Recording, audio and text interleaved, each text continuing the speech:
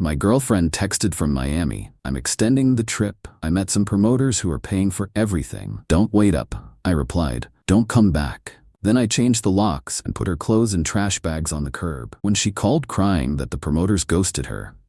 Title says it all, but let me break down how I ended up single and stress-free in 24 hours. Been lurking here for months, reading everyone's drama, but never thought I'd be posting my own. Life comes at you fast, though. Quick setup. I'm 27 and dating Ashley, 25F, for about 6 months. We met through mutual friends at a house party, and things moved pretty naturally from there. She's attractive, outgoing, works in sales, and seemed normal at first. Key phrase being seemed normal. I own a small auto shop that I inherited from my uncle 3 years ago. Had to buy out my cousin's share and handle the business transfer, but it's mine now. Not rolling in cash, but I make good money, and the business is solid. Ashley works at some luxury car dealership selling to rich people, which is how she got used to being around expensive things. From the beginning, Ashley was always talking about wanting to travel and experience new places. Nothing wrong with that, but her version of travel involved 5-star hotels and first-class flights. When I suggested we take a weekend trip to the mountains or beach, she'd make faces like I suggested camping in a garbage dump. First red flag should have been when she insisted we split everything exactly down the middle on dates. Not because she was independent, but because she was already spending her money on designer clothes and couldn't afford to contribute more than her exact share. I paid for plenty, but never felt like she appreciated it. Ashley had this group of girlfriends from college who were all about the Instagram lifestyle. Constant posts from expensive restaurants, exotic locations, designer everything. These girls were either trust fund babies or dating guys who funded their lifestyles. Ashley wasn't either, but desperately wanted to fit in. The Miami trip came up about 3 weeks ago. One of her friends was celebrating a birthday and invited the whole group down for a long weekend, 4 days, 3 nights at some boutique hotel on South Beach.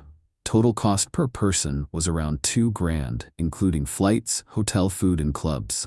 Ashley assumed I'd be cool with her going and help with the costs. When I pointed out that $2,000 was a significant amount of money, she acted like I was being cheap. Started talking about how her friends' boyfriends never complained about trip expenses. I made it clear that she could go if she wanted, but it was coming out of her own pocket. I wasn't funding a party weekend for her and her materialistic friends. She got angry, saying I didn't support her friendships or want her to have fun. The conversation got heated when she suggested I was being controlling by not wanting her to go. I corrected her immediately. She could go anywhere she wanted as a single woman. As my girlfriend, she needed to consider how her choices affected our relationship. Ashley tried the usual manipulation tactics, said I didn't understand how important these friendships were to her, that missing the trip would damage her social standing with the group, that boyfriends are supposed to invest in their girlfriend's happiness. I told her she had a choice. She could be someone who prioritizes expensive trips with shallow friends, or she could be someone who builds a relationship with a partner who actually cares about her. But she couldn't be both while dating me. She spent the next week going back and forth about the decision. One day, she'd say the trip wasn't important, and she'd rather save money with me. The next day, she'd be on the phone with her friends talking about outfits and restaurants. I could see which way it was heading. Eventually, Ashley announced she'd found a way to make it work financially, claimed she had some freelance graphic design work that paid enough to cover the trip. I knew she was lying because she'd never mentioned graphic design skills before, but I didn't push it. The Friday before the trip, Ashley was packing like she was moving to Miami permanently. 3 suitcases plus carry-on bags filled with outfits for every possible scenario. When I commented on the amount of stuff, she said her friends always overpacked for trips. She left early Saturday morning, and I spent the weekend working on a classic Mustang restoration project.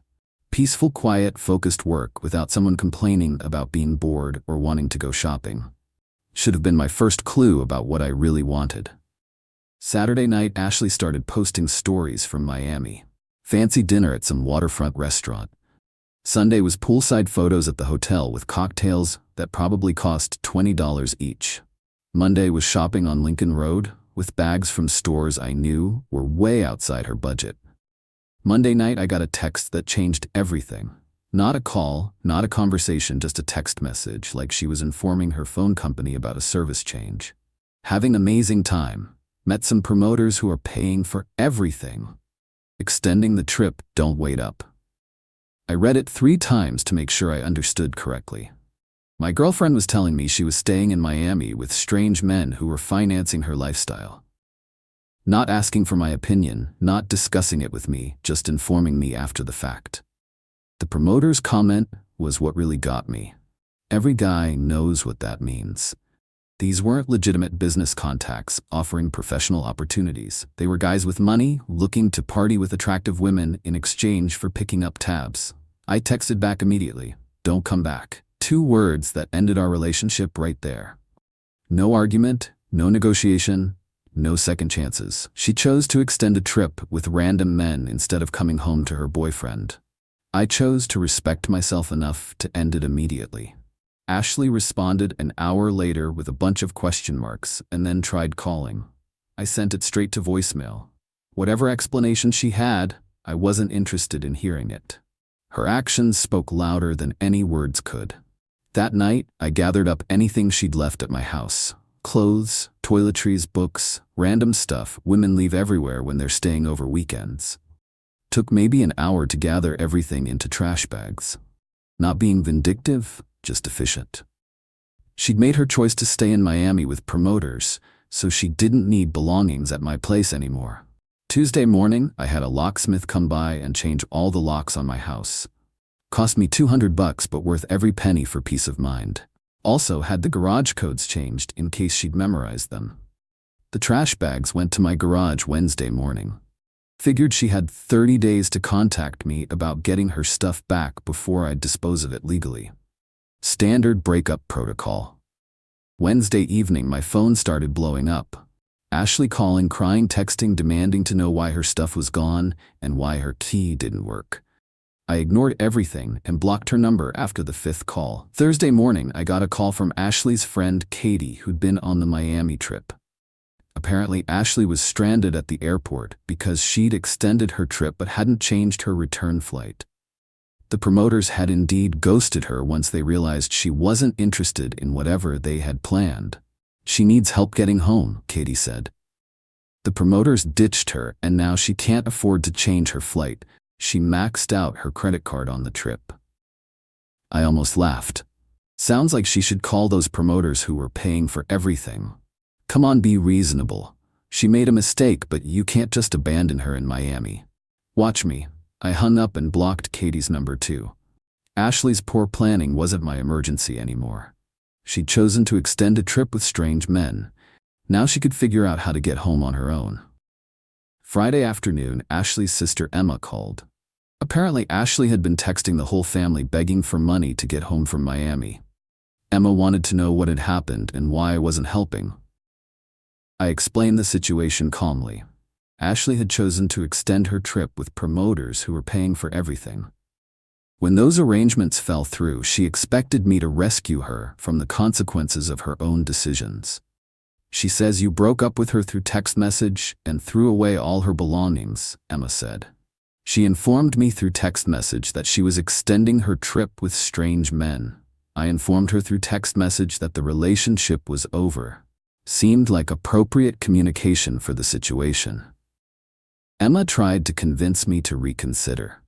Said Ashley was young and made an impulsive decision, but deep down loved me and wanted to work things out. I told her, love doesn't look like choosing random men in Miami over your boyfriend at home. Saturday morning, Ashley's mother called. This was getting ridiculous. 3 different family members trying to convince me to rescue someone who disrespected our relationship publicly and obviously. Mrs. Henderson went straight into guilt trip mode. How could I leave her daughter stranded in a strange city? What kind of man abandons a woman in need? Didn't I have any compassion or decency? Your daughter abandoned our relationship for promoters in Miami, I said calmly. She's an adult who made adult choices. Now she can deal with adult consequences. She's learned her lesson and promises it will never happen again. Good for her. She can apply that lesson to her next relationship. I blocked her number and decided this was getting out of hand. Ashley's entire support system was calling to pressure me into rescuing her from her own bad decisions. Made me realize how enabling they'd been her entire life. Sunday evening, Ashley somehow got access to a different phone and called me crying. The promoters had apparently paid for her hotel through Wednesday, then cut contact. She'd been staying in some cheap motel near the airport for 2 days, trying to figure out how to get home. "I'm sorry," she sobbed. "I made a huge mistake. I never should have trusted those guys or extended the trip. I was just having fun and got caught up in the excitement." I listened to her cry for about 30 seconds, then cut her off. "You weren't caught up in excitement, Ashley. You made a calculated decision to choose strange men over your boyfriend. The only thing you're sorry about is that it didn't work out the way you planned." "That's not true. I love you and want to come home and fix this." "There's nothing to fix. You showed me exactly what kind of person you are and what your priorities look like. I'm not interested in dating someone who makes those choices." She begged for another chance, promised she'd learned her lesson and would never do anything like this again. Said the promoters had seemed legitimate and she'd just been naive about their intentions. "Call your parents for money or figure out another way home. Either way, don't contact me again." I hung up and turned off my phone for the rest of the night. Monday morning, I got a text from Katie saying Ashley had finally made it home after her family pooled money for a flight. The text included a warning that Ashley was planning to come by my house to return the spare key and get her belongings back. I replied that the locks had been changed and her belongings were in my garage waiting for pickup. Tuesday afternoon, Ashley showed up at my auto shop during business hours. Probably figured I couldn't avoid her if she came to my workplace. She looked terrible. No makeup, hair a mess, wearing clothes that looked like she'd slept in them. "We need to talk," she said, walking into the garage. "No, we don't. You have 5 minutes, then you need to leave." Ashley started crying again, said she'd been stupid and impulsive, but the whole Miami thing meant nothing. That she'd learned her lesson about trusting strange men and wanted to rebuild our relationship stronger than before. "The Miami thing meant everything," I said while continuing to work on the car I was servicing. "It showed me that you'll abandon our relationship the moment something more exciting comes along." "I didn't abandon anything. I just extended a trip by a few days." "You extended a trip to party with promoters who were paying for everything. You chose their money over our relationship. That's abandonment." She tried a different approach, started talking about how much she missed me and how empty her life felt without our relationship. How she'd been thinking about all the good times we'd shared and realizing what she'd thrown away. Good times like when you complained about every restaurant being too cheap, or when you insisted on splitting bills because you spent all your money on designer clothes. Those good times? Ashley got defensive, said I was being cruel and holding grudges over minor compatibility issues, that couples work through problems instead of giving up at the first sign of trouble. "This isn't the first sign of trouble, Ashley. This is the final sign of trouble. You chose Miami promoters over our relationship. That's not something you work through, that's something you learn from." I walked to the front of the garage and held the door open. "Time for you to leave. You can't throw away 6 months over one mistake. Watch me." Ashley stood there for another minute, looking around my shop like she was trying to memorize everything. Then she walked out without another word. Haven't heard from her since. The whole experience taught me something important about dating and standards. Some people will test your boundaries to see how much they can get away with. If you don't enforce consequences immediately, they learn they can disrespect you without repercussions.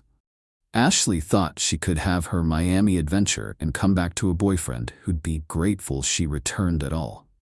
Instead, she came back to change locks and trash bags on the curb. Sometimes people need to learn that choices have permanent consequences.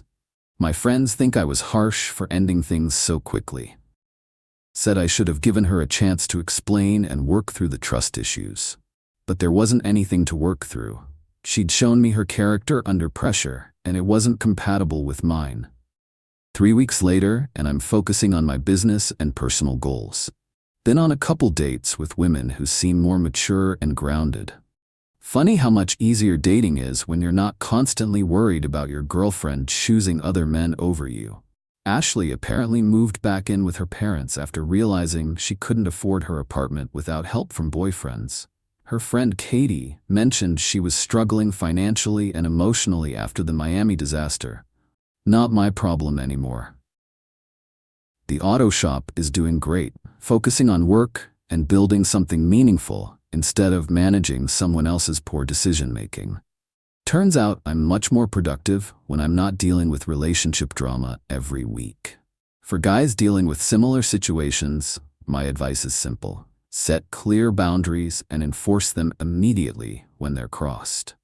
Don't negotiate with people who disrespect your relationship. And never rescue someone from consequences they created for themselves. Some women will test you to see if you're the type of man who tolerates being disrespected. Show them you're not, and watch how quickly they either shape up or ship out.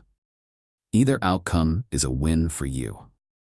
Ashley learned that promoting yourself to random men in Miami doesn't guarantee they'll stick around when reality hits. I learned that some people will always choose excitement over stability until life teaches them otherwise. Sometimes the best thing you can do is step aside and let life be the teacher.